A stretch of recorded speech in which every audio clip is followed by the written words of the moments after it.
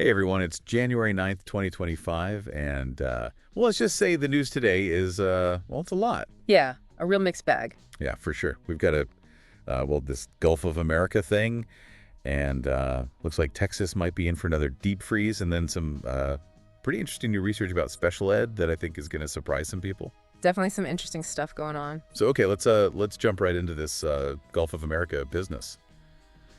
Former President Trump, he's running again. And, well, he's suggesting we should rename the Gulf of Mexico.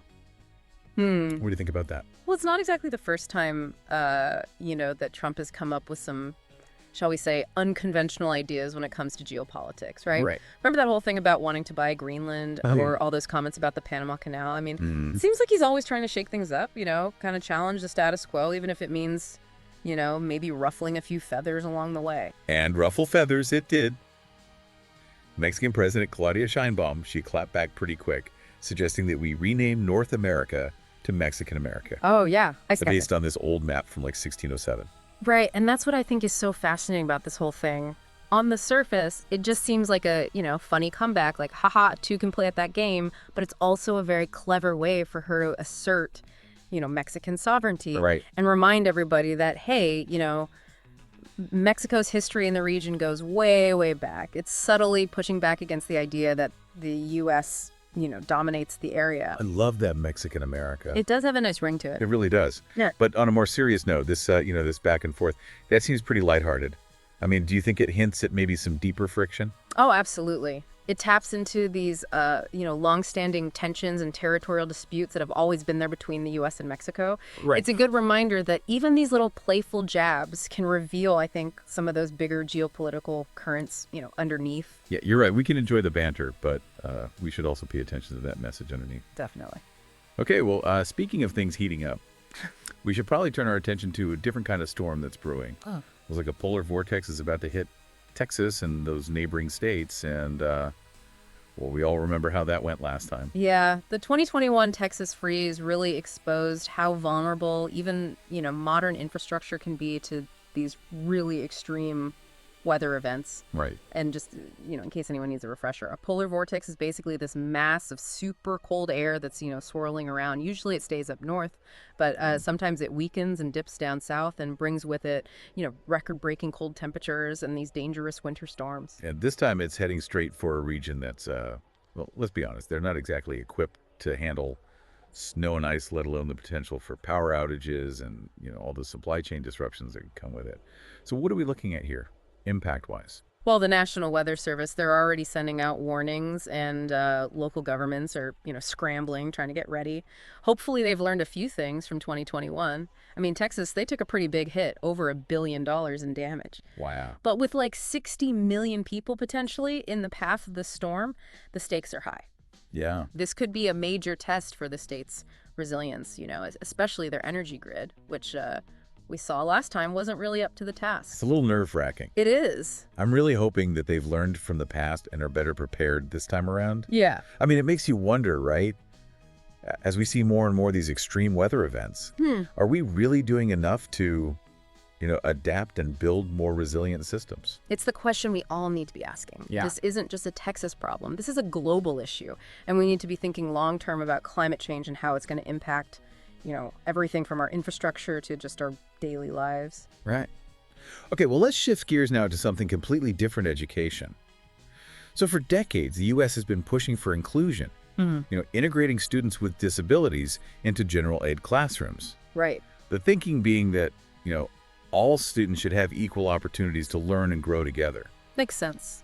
Yeah, but I understand there's some new research that challenges that idea. There is, and it's pretty surprising, actually. A recent international analysis looked at a bunch of different studies and found that while inclusion can be, good for some students with disabilities, it doesn't always lead to the best outcomes for everyone. Turns out some students, they actually do better in separate learning environments. Really?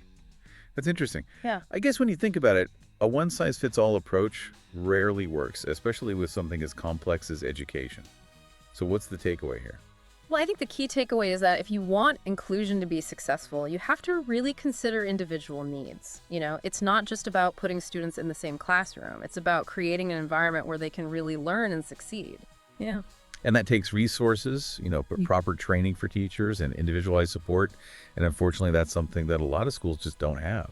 So maybe instead of assuming that full inclusion is always the best way to go, maybe we should be focusing on creating more personalized learning paths for all students, whether they have disabilities or not.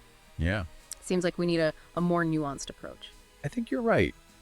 It's about recognizing that different students have different needs, and the goal should always be to give them the best possible environment to thrive. And, for some students, that might mean inclusion, and for others, it might mean a separate learning environment. The key is flexibility and individualized support.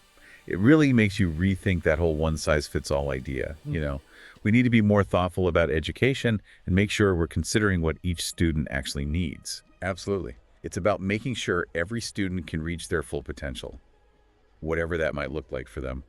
It's funny how these three stories we've been talking about, even though they seem so different on the surface, they all kind of touch on this idea of, challenging assumptions. Yeah, I see what you mean. You've got Trump, turning traditional geopolitics on its head. Then you've got Texas facing another extreme weather event and having to see if they're really prepared this time. And now this research that's making us rethink this long-held belief about inclusion in education. Right. It's like we're being forced to re-examine everything we thought we knew about how the world works and maybe consider some new perspectives. And that's not a bad thing, right? It can be a chance to grow and find better solutions to these really complex problems. I mean, take the polar vortex situation, for example. It's a pretty clear reminder that we need to be proactive about adapting to a changing climate. For sure. This isn't just about Texas. This is a global problem, and it's forcing us to rethink how we design infrastructure, how we manage resources, and how we prepare for the unexpected. It's definitely a wake-up call. We can't just keep doing things the same way and expect different results. We need to be innovative and adaptable. Exactly. And it's not just about physical infrastructure either. It's about our mindsets, too. Oh, yeah. We have to be open to new ideas and willing to really engage in, constructive dialogue and be ready to challenge our own assumptions. It's like that saying, the only constant is change, right? And the better we are at accepting that change, the better we'll be able to navigate whatever the future throws at us. Speaking of the future, let's go back to that Mexican-America thing for a minute. Do you think there's a deeper message there beyond just the humor of it all? I think it's pretty safe to say that President Sheinbaum's response wasn't just some off-the-cuff remark. It was a calculated move away for her to cite Mexico's place on the world stage and remind everyone that they have a rich history and a strong cultural identity that deserves respect. It's almost like she's saying, don't underestimate us. Exactly. It's a subtle but very powerful way of challenging how we usually think about the power dynamics between the U.S. and Mexico. Right. And it really underscores how important it is to understand the historical context behind these kinds of interactions. It's funny how something as seemingly silly as, this name game can spark such an interesting conversation. It is. It reminds us how important it is to pay attention to the details. Look beyond just the surface and really dig deep to understand what's going on in the world. That's what we're here for, to help you connect the dots, see the bigger picture, and understand how all these seemingly unrelated events are actually all connected. So as we start wrapping up this deep dive into today's news, let's take one last look at those key takeaways. First, we had that little renaming spat between Mexico and the U.S., which, as we discussed, hints at maybe some deeper geopolitical tensions. It's a reminder that history and identity and power dynamics, they're always at play in international relations. And even these seemingly lighthearted exchanges can expose those underlying tensions. Right. Then we talked about that polar vortex that's heading straight for Texas, which raises some serious questions about preparedness, not just for Texas, but globally. Are we really doing enough to adapt to a changing climate and build more resilient systems? It's a challenge that needs our attention, and we need innovative solutions. We can't just wait for disaster to strike. We have to be proactive about mitigating risks and building a more sustainable future. Absolutely. And finally, we looked at a new perspective on special education. The research that's questioning this assumption that full inclusion is always the best approach. Well, it reminds us that individual needs matter. Right. What works for one student might not work for another, and that's okay. Exactly. We should always be focused on providing each student with the support and resources they need to thrive, regardless of their abilities or challenges. It's about celebrating diversity and creating a learning environment that's truly inclusive, where every student feels valued and empowered. Yeah. It really is a lot to think about. And, it reminds us that we all have a role to play in shaping the future. Yeah. Whether it's pushing for policies that actually address climate change or supporting inclusive education initiatives or even just, being more aware of our own impact on the world. It all adds up. You're right. It can seem overwhelming sometimes, but even small changes can make a difference. The important thing is to stay informed and engage in, productive conversations and never stop learning. And that's what we try to do here. Help you make sense of this crazy world we live in. We'll keep digging deep and exploring different points of view and hopefully bring you those light bulb moments that make you see the world a little differently. So before we wrap up this deep dive, I want to leave you with something to think about. We've been talking about the need for preparedness and adaptability and challenging those assumptions, but what does that actually look like in your own life? What can you do starting today to be more ready for the future, whatever that future might hold? That's a great question, and one that I think we should all be asking ourselves. What are your priorities? What are the challenges you see coming? And how can you start getting yourself and your community ready to face those challenges head on? Remember, we're all in this together. And by working together, sharing what we know, and supporting each other, we can create a future that's more resilient and inclusive and sustainable for everyone. Well said. Thanks for joining us on this deep dive. We'll be back soon with more thought-provoking conversations and analysis. Until then, stay curious, stay engaged, and keep those conversations going.